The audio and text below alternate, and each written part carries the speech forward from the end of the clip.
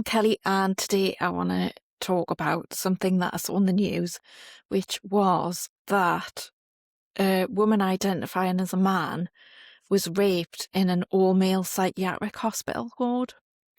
And this is going through the courts at the moment. So I'm just going to read through it and give you my reaction to it as I go. So it says a transgender man was raped within an hour of being admitted to an all-male ward of a secure psychiatric NHS hospital, a court heard.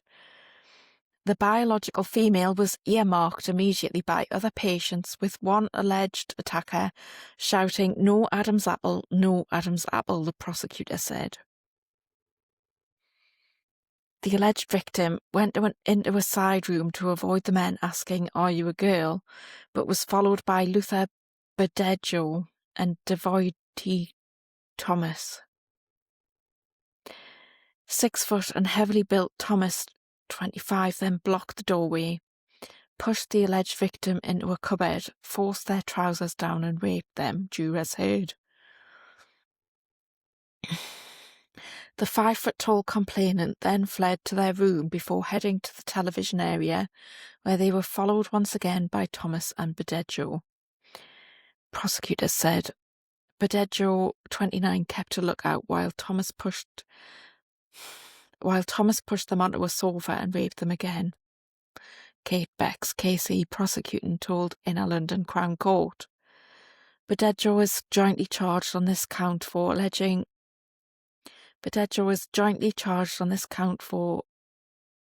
allegedly acting as Thomas's accomplice. The attacks alleged to have took place on the Eden Ward Secure Psychiatric Unit of Lambeth Hospital in South London on April the 12th, 2022. Why is it taking so long to get to court? That is 4 years ago. That is horrendous. The ward is for men with severe mental health problems, some of whom have been brought in by police having been sectioned under the Mental Health Act.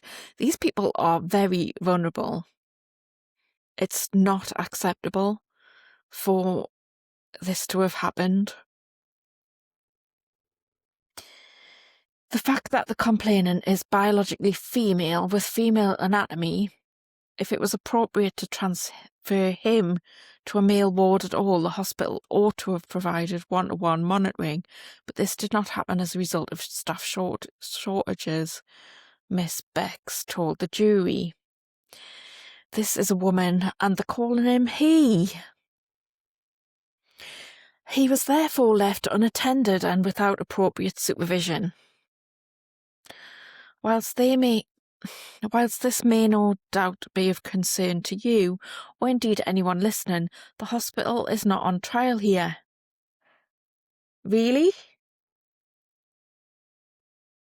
All right, okay. Whether it has questions to answer is for a different type of inquiry. Like, surely it would save a lot of time and effort if they just did one. And then, like... that would make sense though, wouldn't it? Importantly, for your purposes, the institutional failure or the failure of any individual member of staff does not excuse what happened to the complainant or provide either of these defendants with a defence in law. The alleged victim claims they told Thomas they did not want sex, and staff did not help them after the attacks. Jesus.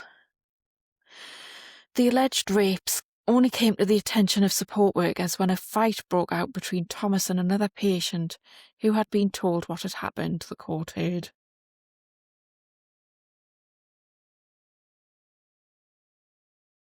The transgender complainant phoned the police and was taken to King's College Hospital, where they were interviewed. On April the 25th, Thomas, who was still on Eden Ward, called police to tell them he wanted to put his side of the story across. In a phone call played to the court, he said, "I've been accused of rape, but I've not been interviewed. All I did was kiss the girl.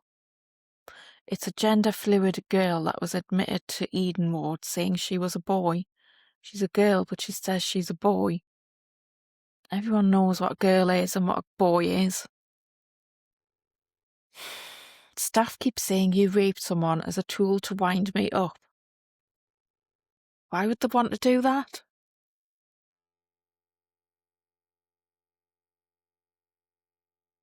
In the same month, Betrayal was transferred to the same hospital as the alleged victim due to an admin error.